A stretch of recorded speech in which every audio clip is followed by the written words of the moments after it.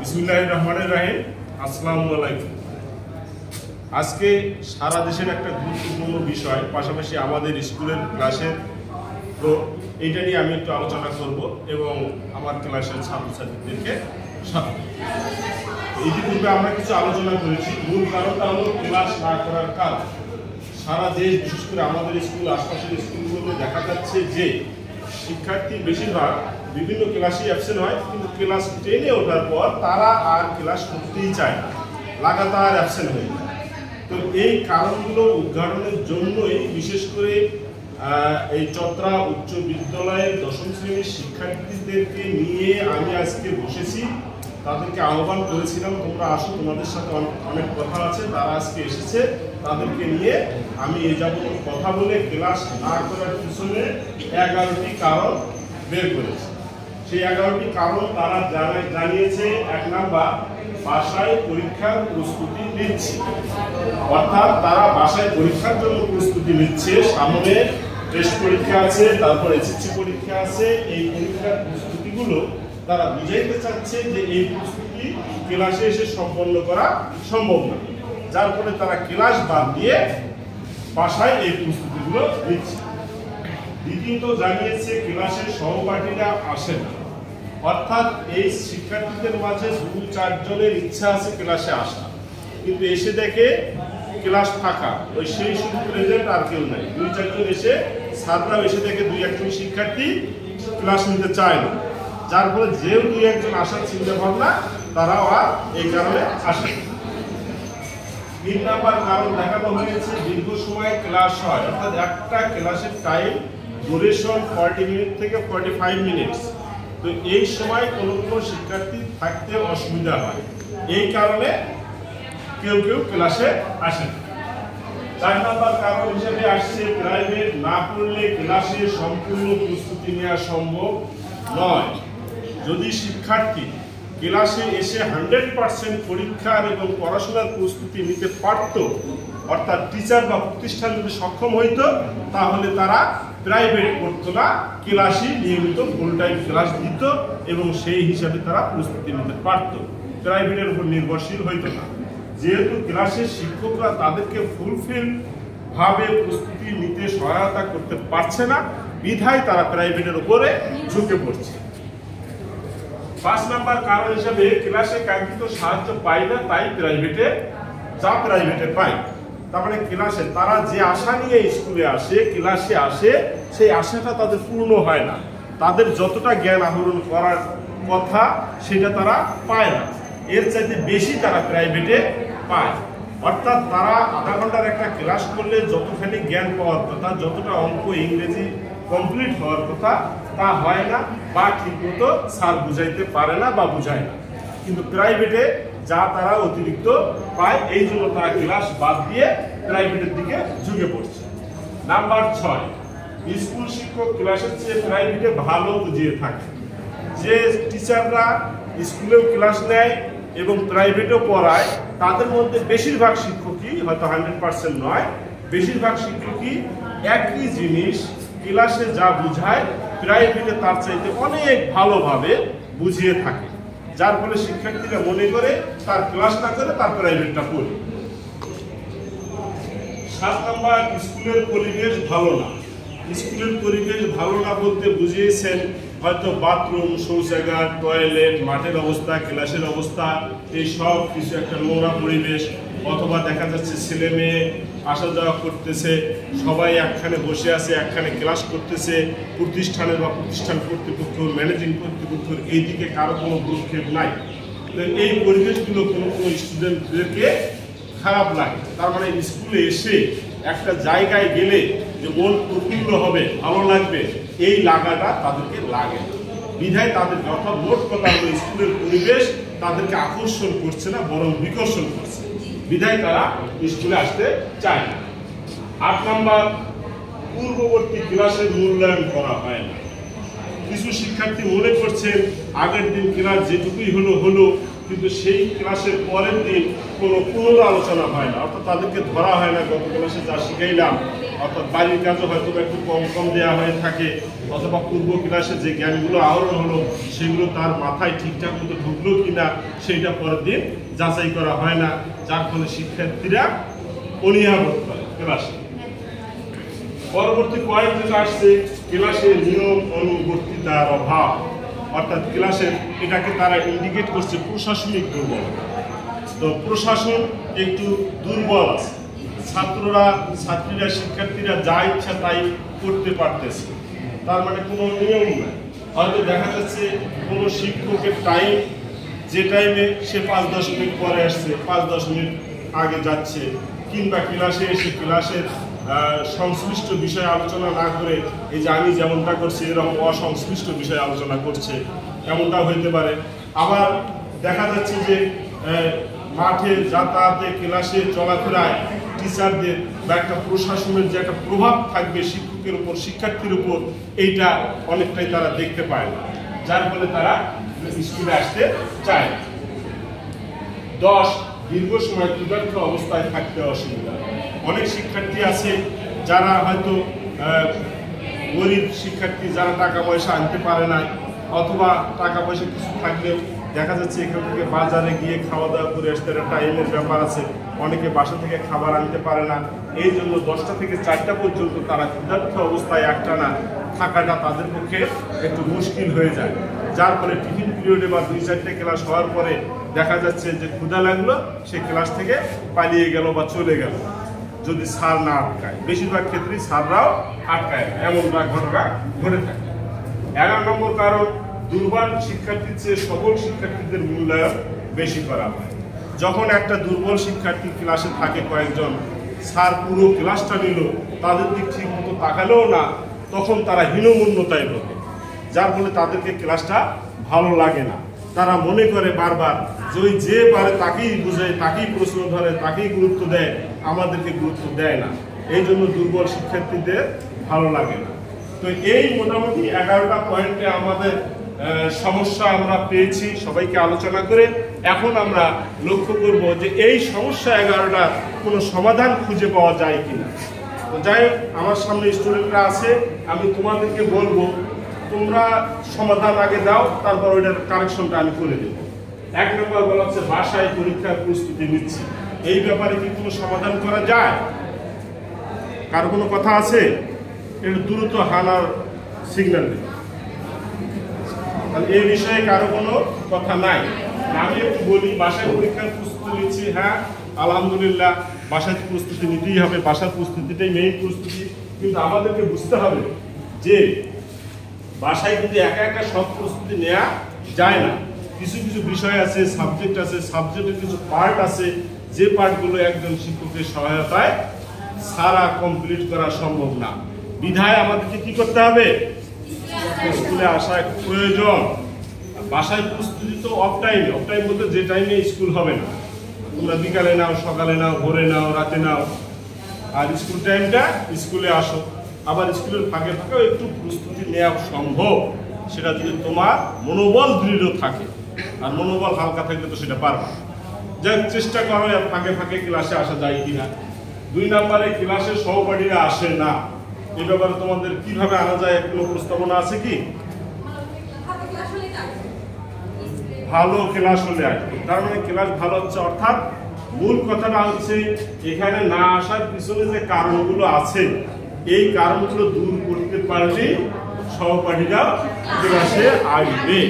তবে এই একটা শিক্ষা প্রতিষ্ঠান চলে 3টা মাধ্যম দ্বারা, মানে 3 শ্রেণীর গোষ্ঠীর কি চেষ্টায় এই শিক্ষাটা চলে। 1 নাম্বার শিক্ষার্থী, 2 নাম্বার শিক্ষক, 3 নাম্বার অভিভাবক।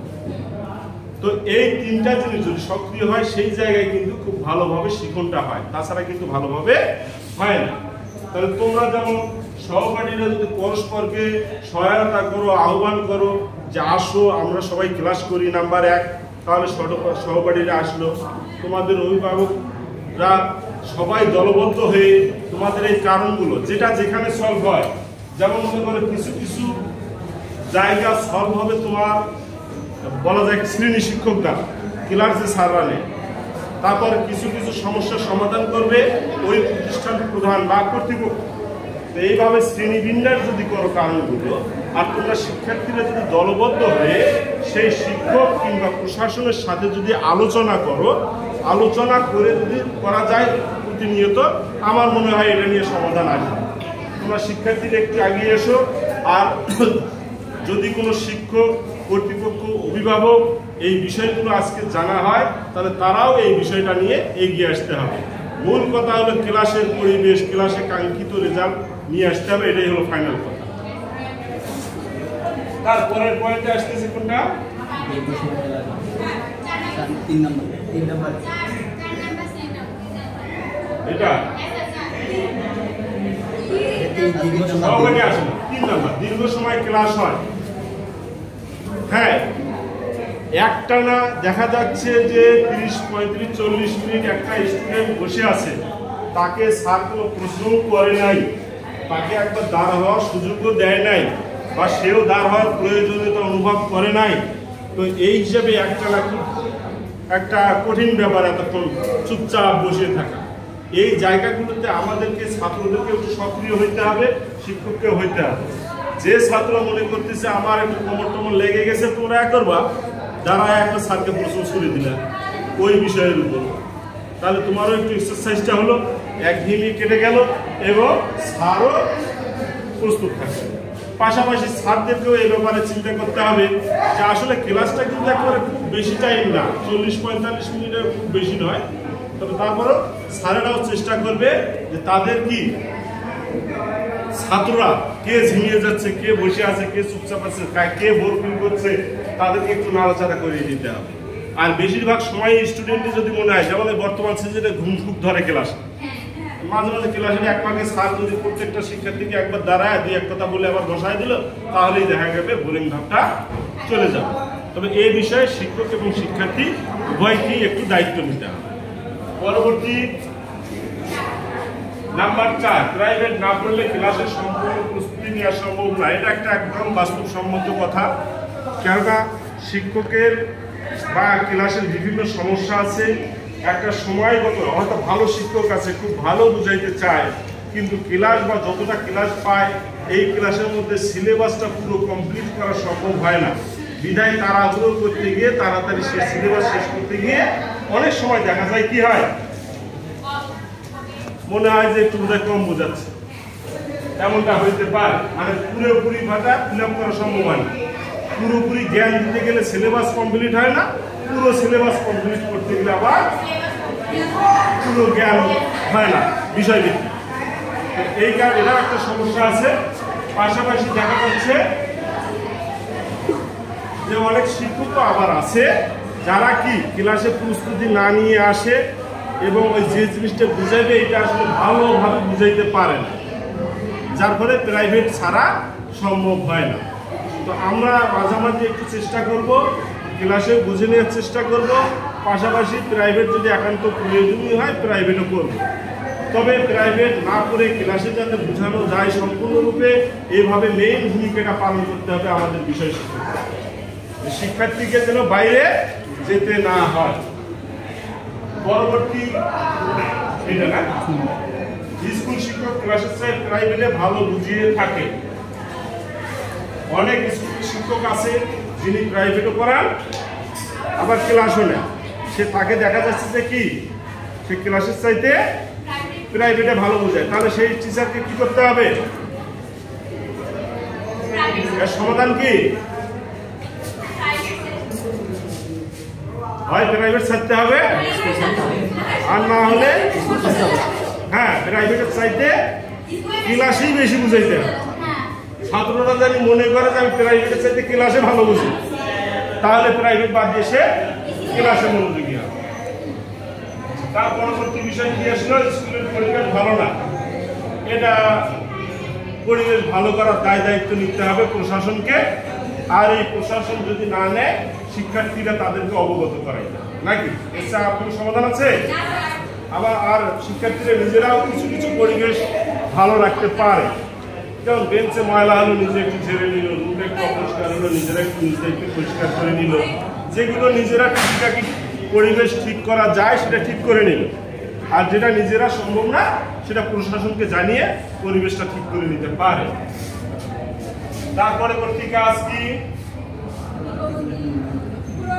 স্কুলের নিয়মানুবর্তিতার অভাব, এটা না ওইটা পূর্ববর্তী ক্লাসের মূল্যায়ন করা হয় না, এটা সম্পূর্ণ ত্রুটি। একটা হলো ক্লাস শিক্ষক, সে বাড়ির কাজ দিবে, পরের দিন বাড়ির কাজ বুঝে নিবে এবং পূর্ববর্তী ক্লাসে তার কি কি পড়া ছিল সেগুলো নিয়ে সে কি করবে, যাচাই করবে বিভিন্ন শিক্ষার্থীদের। এই যাচাইটা করে না বিদায় শিক্ষার্থীরা ওই ক্লাসের প্রস্তুতিটা বাসায় নেয়, আর ওই আগের ক্লাসের প্রস্তুতি যেহেতু বাসায় নেয় নাই, পরের ক্লাসটা ওই রিলেটিভ হয়, পরের ক্লাসটাও তাকে আর ভালো লাগে। আগের ক্লাসটা ভালোভাবে বুঝলে দেখবো পরের ক্লাসটা আরো ভালো লাগছে, কেন ওইটা রিলেটেড কিছু বিষয় থাকে। যার ফলে শিক্ষকদেরকে আমি রিকোয়েস্ট করব তারা যেন এই কাজটা করে, বাসার কাজ দেয় এবং পরের দিন কাজ বুঝিয়ে নেয় এবং পূর্ববর্তী সেশন নিয়েও কিছু সময় আলোচনা করে। তার পরবর্তী কি আসলো? স্কুলের এটা না স্কুলের নিয়মানুবর্তিতার অভাব, এটা সংশোধন কিভাবে করা যায়? কারো মন্তব্য আছে কোনো? এটা তো আমরা ক্লিয়ার, নিয়মানুবর্তিতার অভাব প্রতিষ্ঠানগুলোতে আসি, আর এই নিয়মানুবর্তিতা এটা ঠিক করবে কে? এটা ঠিক করবে কর্তৃপক্ষ। গুড, কর্তৃপক্ষ ঠিক করবে, স্কুল কর্তৃপক্ষ, প্রধান শিক্ষক, স্কুল কর্তৃপক্ষ, শিক্ষক, তারপরে এই ঊর্ধ্বতন অফিসাররা নাকি কর্মকর্তা যারা আছে তারা, ম্যানেজিং কমিটি, সবাই মিলে এই স্কুলের নিয়মানুবর্তিতা যেখানে যেখানে ঘাটতি সেগুলো ঠিক করে দিতে হবে। আর তোমরা একটু সহযোগিতা করতে পারো শিক্ষার্থীরা, সেটা হলো এই নিয়মানুবর্তিতার ঘাটতিগুলো তোমরা ছাত্রের সাথে আলোচনা করতে পারো স্পেসিফিক, যে এই নিয়মটা ভঙ্গ হচ্ছে, এটা ঠিক করেন। এটা প্রধান শিক্ষকের সাথে আলোচনা করা যেতে পারে, তারপর কমিটির সাথে আলোচনা করতে পারে, কর্তৃপক্ষের সাথে আলোচনা করা যেতে পারে। তোমরা ইচ্ছে করলে এই উদ্যোগটা নিতে পারো। 10 নম্বর, দীর্ঘ সময় বিরত অবস্থায় থাকতে অসুবিধা। হ্যাঁ, এটাও সমস্যা। এর সমাধান কি করা যেতে পারে বলো তো? প্রথম চেষ্টা হবে আমাদের বাসা থেকে একটু খাবার আনা যায় কিনা টিফিন বক্স। এখন ভালো ভালো টিফিন বক্স পাওয়া যায় যাতে খাবারটা নষ্ট কম হয়, দীর্ঘ সময় ভালো রাখে। এই জাতীয় একটা টিফিন বক্স নিয়ে আমরা ওইটা বাসা থেকে লোড করে যদি নিয়ে আসতে পারি, দুপুরে খাইতে পারবো সুন্দর। একান্তই সম্ভব না হলে পকেটে 10-15 টাকা নিয়ে আসবা, অথবা একটা বিস্কুটের প্যাকেট সঙ্গে নিয়ে আসলা। এই জাতীয় ব্যবস্থাপনা করলে হয়তো এটা উত্তরণ করা সম্ভব। আর যদি স্কুল কর্তৃপক্ষ কিংবা সরকার কর্তৃপক্ষ যদি আমাদের একটা খাওয়া দাওয়ার ব্যবস্থা করে দেয় তাহলে তো আলহামদুলিল্লাহ, নাকি এমনটাই প্রস্তাব লিখতে পারবো। হ্যাঁ, যাক, এটাও সমাধান হয়তো হওয়া সম্ভব। তারপর আছে কি 11 নম্বর, দুর্বল শিক্ষার্থীদের সকল শিক্ষার্থীদের মূল্যায়ন বেশি করা হয়। এই ব্যাপারে সমাধান কি বলো?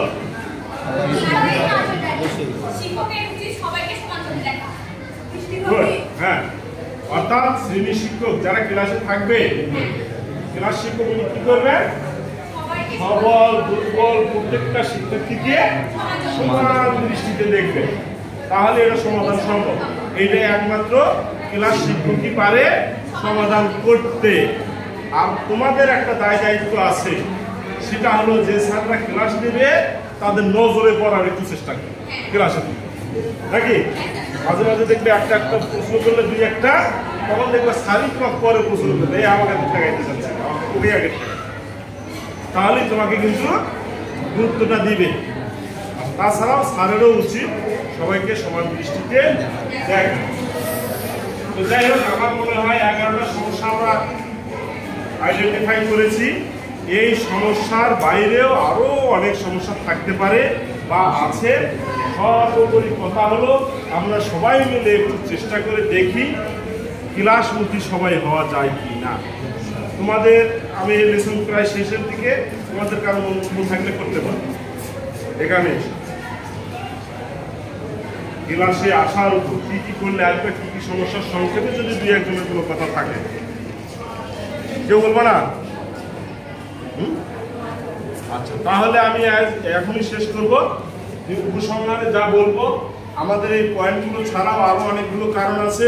সব কারণগুলো খুঁজে বের করে যার যেখান থেকে যতটুকু সমস্যাগুলো সমাধান করা দরকার, সে সেখান থেকে ততটুকুই আমরা প্রস্তুতি নেওয়ার চেষ্টা করব। আর আমার সামনে যা শিক্ষার্থীরা আছো, তোমাদের প্রতি আমার রিকোয়েস্ট, তোমরা নিয়মিত ক্লাসে আসতে থাকো। আর কি করলে নিয়মিত ক্লাসে আসা যাবে সেগুলো আমরা পর্যায়ক্রমে আজকেও আলোচনা করলাম। আরও ধীরে ধীরে আমরা সমস্যাগুলো সমাধান করার চেষ্টা করব ইনশাল্লাহ। আজ এ পর্যন্তই। আল্লাহ হাফিজ।